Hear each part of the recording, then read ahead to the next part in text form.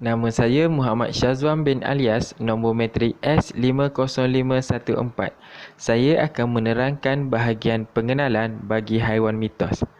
Menurut Kamus Dewan Bahasa, mitos merupakan satu cerita atau kisah tentang dewa-dewa, orang atau makhluk yang luar biasa pada zaman dahulu, yang dianggap oleh sesetengah golongan masyarakat sebagai kisah benar atau kepercayaan kepada budaya mereka.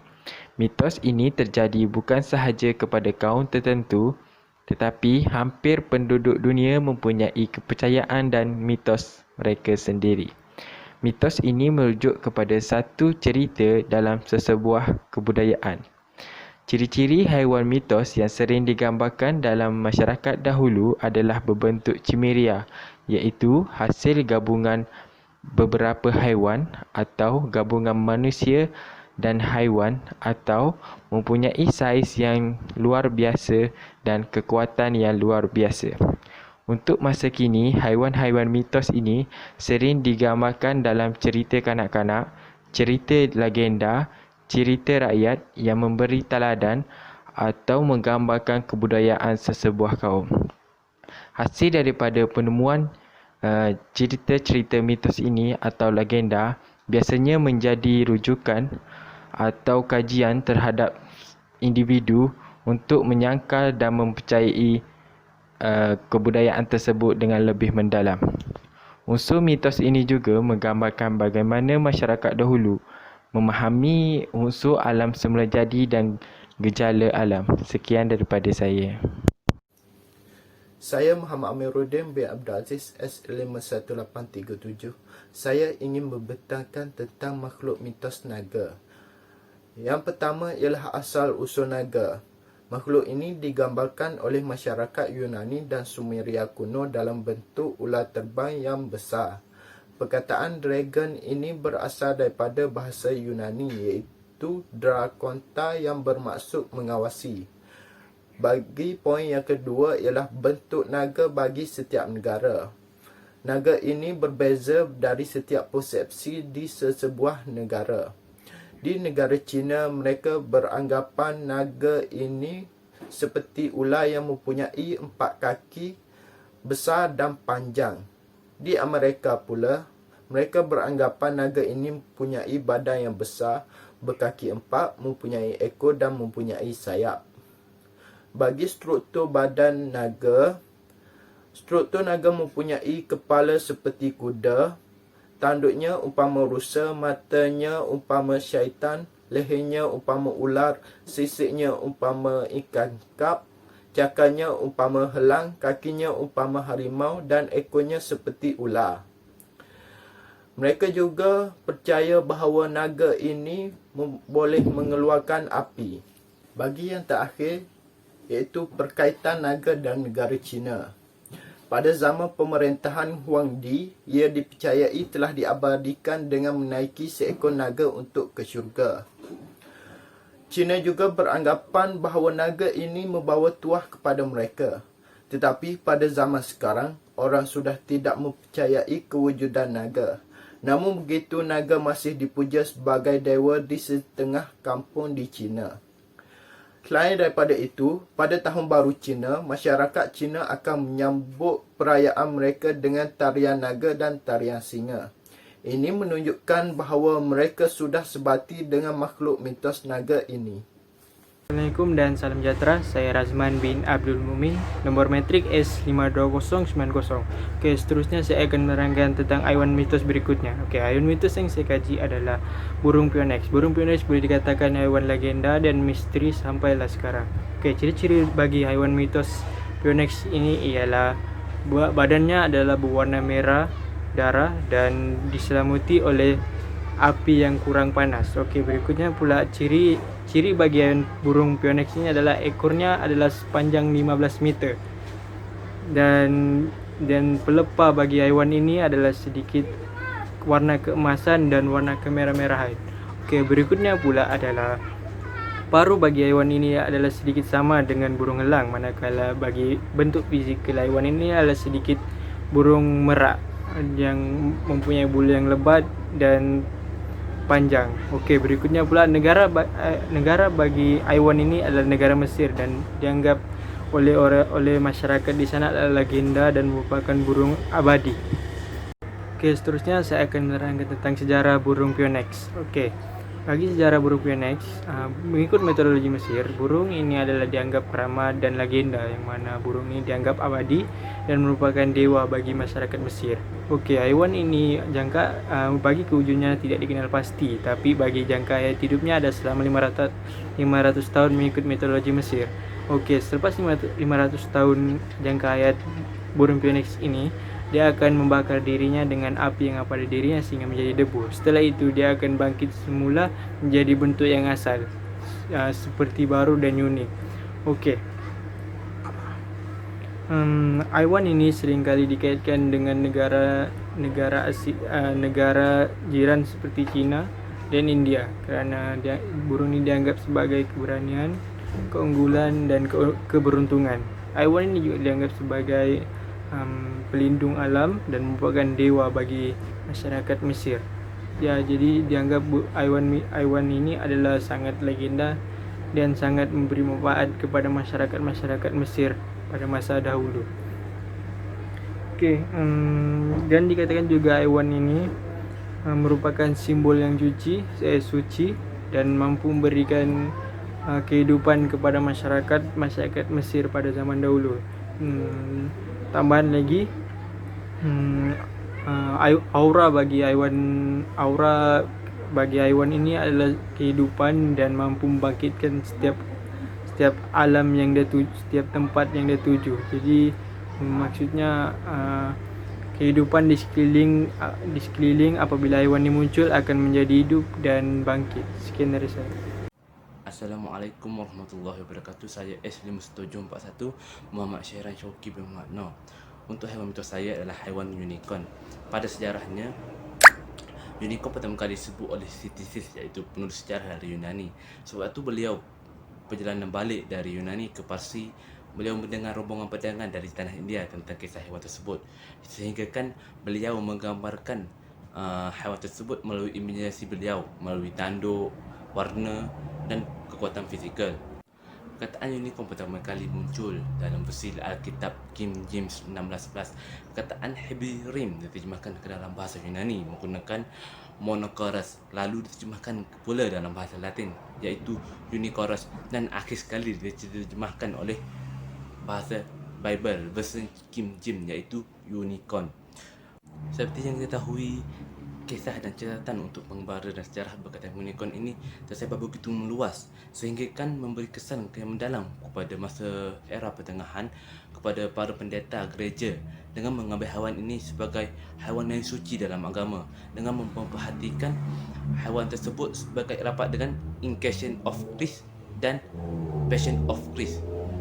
Bermula di sinilah unicorn mula digambarkan dengan rupa haiwan yang cantik dan hasilnya berubah imajinasi manusia sehingga sekarang. Untuk penemuannya, apakah misteri di sebalik konspirasi unicorn ini?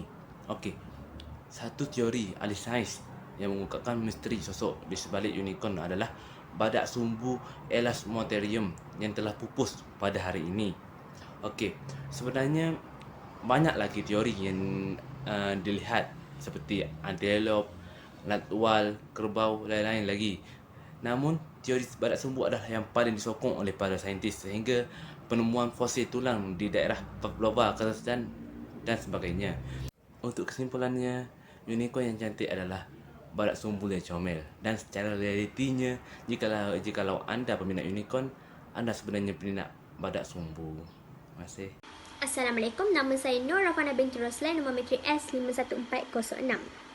Haiwan mitos seterusnya ialah Bigfoot atau dikenali sebagai mawas. Bigfoot ialah makhluk misteri yang bersaiz gegasi yang masih di bawah kajian dan penyelidikan sehingga kini.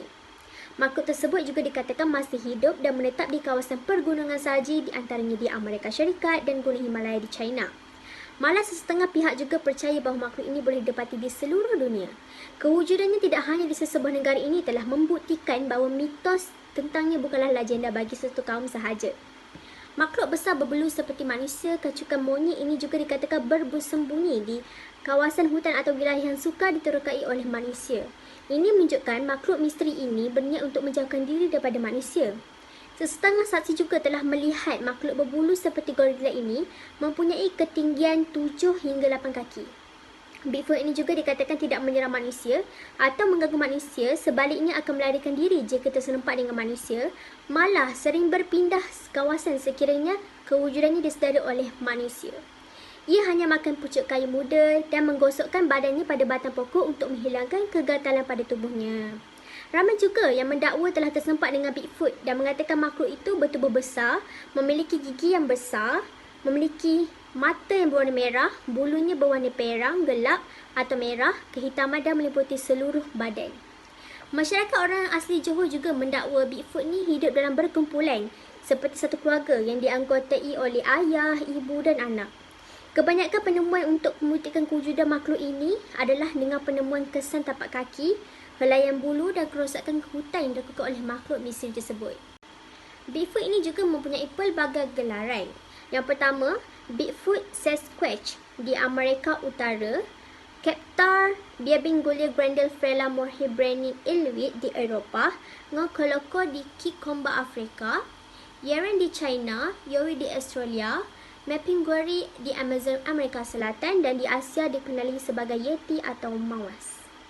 Sejarah penemuan Bigfoot Mawas ini sebagai contoh Bigfoot Sasquatch di Amerika Utara, pada tahun 1924 Albert Osman telah mendakwa telah dikurung oleh sesekumpulan Sasquatch atau Bigfoot selama 6 hari. Osman hanya berjaya melarikan diri apabila makhluk misteri itu sakit akibat memakan tembakau yang dibawa oleh beliau. Walaupun cerita beliau telah disiasat dan ditanya berulang kali oleh pihak tertentu, beliau tetap dengan pendiriannya dengan cerita yang sama. Sehingga kini, masih tiada penemuan sebenar tentang makhluk itu, menyebabkan fakta-fakta berkenaan Bigfoot telah menjadi satu misteri di dunia yang belum terungkap. Mungkin pada masa akan datang, misteri ini tidak akan terjawab, ataupun Bigfoot ini akan terus kekal misteri sepanjang zaman.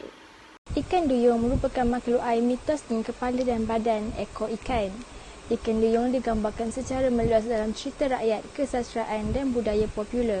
Menurut legenda, ikan duyung adalah makhluk air yang memiliki kepala dan tubuh layaknya seorang perempuan dan ekor menyerupai ikan. Ikan duyung hidup di dasar laut dan dikatakan merupakan seorang puteri yang telah disumpah. Sebagian anggotanya daripada paras pinggang hingga kaki menjadi ikan.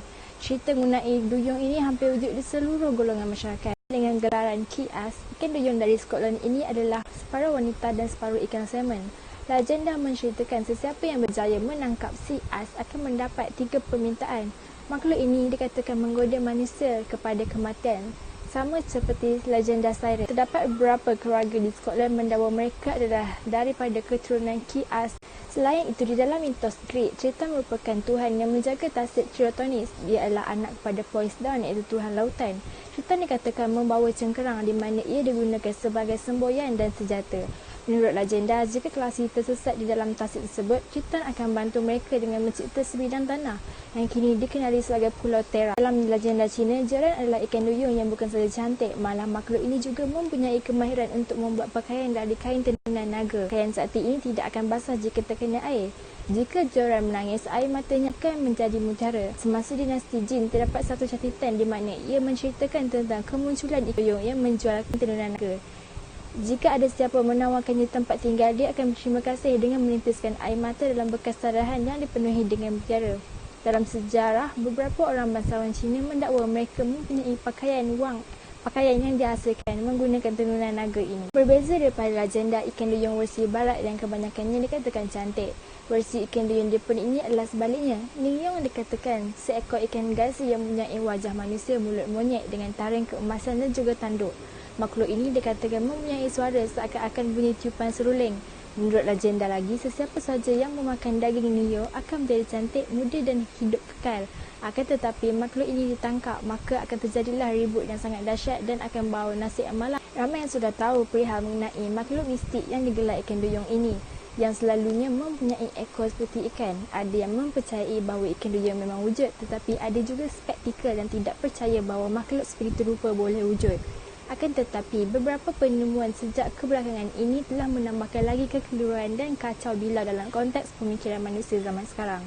Dengan tersebarnya semakin banyak video di YouTube menjadikan ramai orang beranggapan bahawa benarkah bahawa ikan duyung tersebut wujud. Assalamualaikum warahmatullahi wabarakatuh. Nama saya Nur Hazani binti Muhammad Saudi, nombor metrik S52568. Secara kesimpulannya, haiwan-haiwan mitos ini sangat sinonim dan mempunyai legenda dan sejarahnya yang tersendiri. Dan ianya telah dijadikan cerita mitos yang menjadi kegemaran kepada semua golongan masyarakat. Sehingga kisahnya telah diceritakan dalam cerita rakyat, terutamanya di dalam dunia kanak-kanak. Namun, pemikiran masyarakat pada zaman dahulu sangat berbeza dengan pemikiran masyarakat pada zaman sekarang. Kerana masyarakat pada zaman dahulu mereka lebih mempercayai akan kewujudan haiwan-haiwan mitos ini. Sedangkan masyarakat pada zaman sekarang menganggap haiwan mitos ini hanya wujud pada suatu ketika dahulu saja. Hal ini kerana pemikiran masyarakat Melayu masih lagi dipengaruhi oleh agama Hindu walaupun Islam telah tersebar di serata tanah Melayu.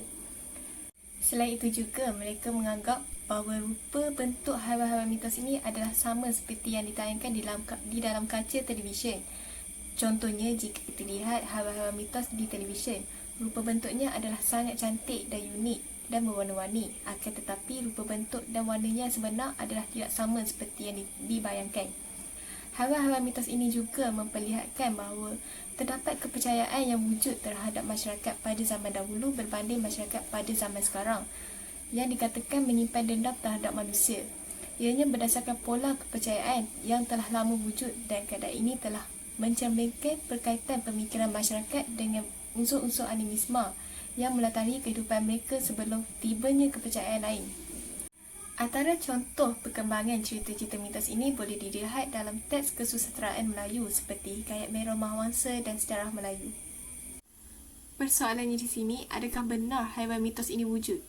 Ianya merupakan satu persoalan yang menarik. Jika ditanya kepada kebanyakan orang, mesti ada yang mengatakan kisah-kisah legenda ini mengarut. Akan tetapi, jika difikirkan semula, mungkin apa yang diceritakan itu adalah benar. Apa yang penting, kita jangan terlalu taksub dengan cerita-cerita mitos ini kerana mungkin ianya adalah cerita rakyat semata-mata. Sekian saja perbentangan daripada kumpulan kami. Jika ada apa-apa persoalan, boleh diajukan kepada kumpulan kami. Sekian, terima kasih.